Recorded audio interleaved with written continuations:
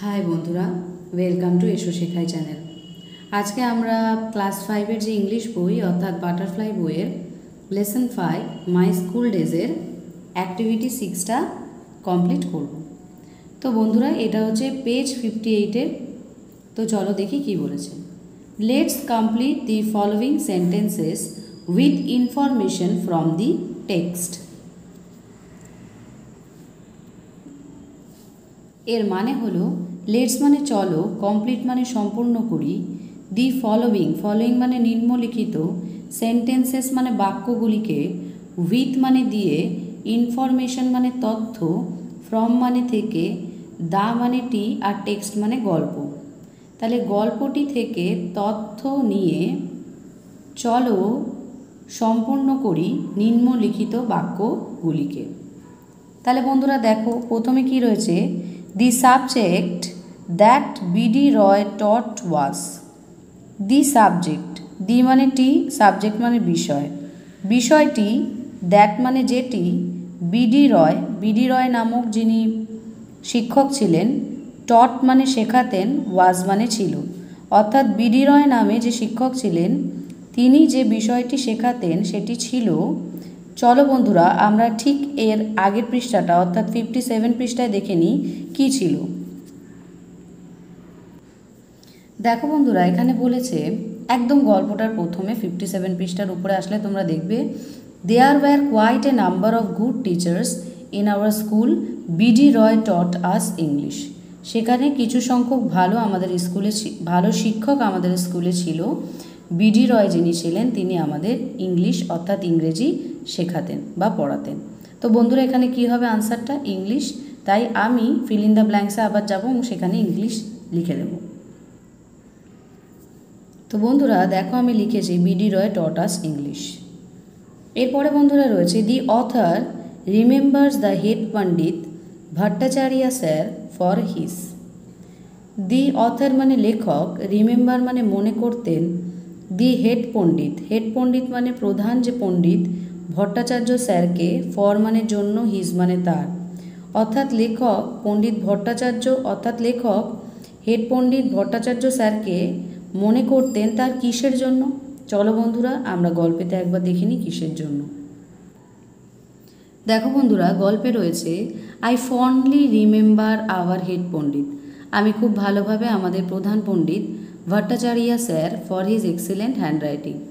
আমি খুব ভালোভাবে মনে করতে পারি আমাদের প্রধান পণ্ডিত ভট্টাচার্য স্যারকে তার অসাধারণ হাতের লেখার জন্য। এক্সিলেন্ট মানে চমৎকার বা অসাধারণ হাতের লেখার জন্য। তাহলে বন্ধুরা, এখানে উত্তর হবে এক্সিলেন্ট হ্যান্ডরাইটিং। তো বন্ধুরা, এখানে লিখেছি দেখো, the author remembers the head Pandit Bhattacharya sir for his excellent handwriting. অর্থাৎ লেখক পণ্ডিত ভট্টাচার্য হেড পণ্ডিত ভট্টাচার্য স্যারকে মনে করতেন তার চমৎকার হাতের লেখার জন্য। এরপর বন্ধুরা রয়েছে, Ashubabu conducted an event called. Ashubabu conducted মানে করিয়েছিলেন, অ্যান মানে একটি, ইভেন্ট মানে অনুষ্ঠান, কল্ড যেটিকে বলা হতো। আশুবাবু করিয়েছিলেন একটি অনুষ্ঠান যেটিকে বলা হতো কি? বন্ধুরা চলো টেক্সটের থেকে দেখে নিই। বন্ধুরা দেখো, এখানে রয়েছে, he also conducted an event called music drawing. তিনি একটি অনুষ্ঠানও করিয়েছিল যেটিকে বলা হতো মিউজিক ড্রয়িং। অর্থাৎ মিউজিকের সাথে সাথে আমাকে কি করতে হবে? আঁকতে হবে বা গানের সাথে আঁকতে হবে। তাহলে বন্ধুরা এখানে লিখে দিয়েছে, Ashubabu conducted an event called music drawing. এরপরে বন্ধুরা রয়েছে, the time span of the author school life was. Time span মানে সময় যাপন বা সময় কাটিয়েছিলেন, কতদিন ধরে সময় কাটিয়েছিলেন, of the author school life. Author's মানে লেখকের, স্কুল লাইফ মানে বিদ্যালয় জীবনের, সময় যাপন, ওয়াজ মানে ছিল, কত বছর সেটা বন্ধুরা আমরা দেখি টেক্সট থেকে কি আছে। দেখো বন্ধুরা, এখানে রয়েছে, I spend 6 years of my school life. I মানে আমি, স্পেন্ড মানে কাটিয়েছি, 6 years মানে 6 বছর, অফ মাই স্কুল লাইফ মানে আমার বিদ্যালয় জীবনের 6 বছর। তাহলে আমি বিদ্যালয়ে 6 বছর ধরে কাটিয়েছি। তো বন্ধুরা এখানে আমি লিখে দিয়েছি, দি time span of the author school life was 6 years। অর্থাৎ লেখকের বিদ্যালয় জীবনের সময় যাপন ছিল কত বছর? 6 বছর।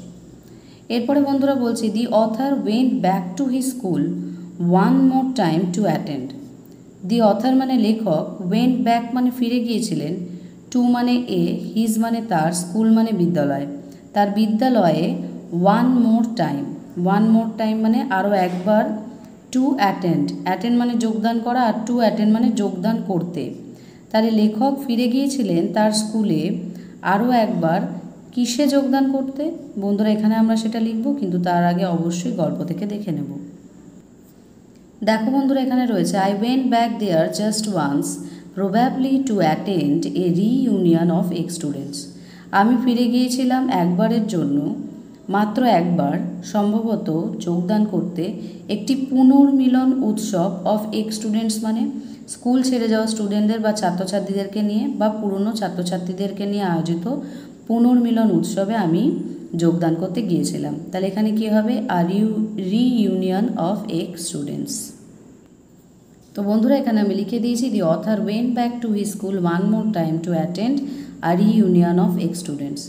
লেখক ফিরে গিয়েছিলেন তার স্কুলে আরও একবারের জন্য একটি পুনর্মিলন উৎসব, পুরনো ছাত্রছাত্রীদেরকে নিয়ে আয়োজিত একটি পুনর্মিলন উৎসবে কি যোগদান করতে। তো বন্ধুরা এই গেল অ্যাক্টিভিটি 6-এর সমস্ত সলিউশন। অ্যাক্টিভিটি 7-এর সলিউশন তোমরা নেক্সট ভিডিওতে পাবে। ভিডিওটা যদি কোনো কারণে মনে হয় যে হ্যাঁ তোমাদের হেল্পফুল হয়েছে বা তোমরা বুঝতে পেরেছো, তাহলে অবশ্যই এই ভিডিওটাকে শেয়ার করো তোমার সেই ছোট্ট বন্ধুর কাছে বা ভাই বোনদের কাছে যাদের বাড়িতে পড়িয়ে দেওয়ার মতো কাউকে পাশে পাচ্ছে না। তারা যদি ইংরেজির এই ভিডিওটা পেয়ে কোনো কারণে উপকার পায়, তাহলে এসো শেখাই চ্যানেলের আসল সার্থকতা প্রকাশ পাবে। থ্যাংক ইউ সো মাচ আমার ছোট্ট বন্ধুরা, এসো শেখাই চ্যানেলের পাশে তোমরা এইভাবেই থেকো।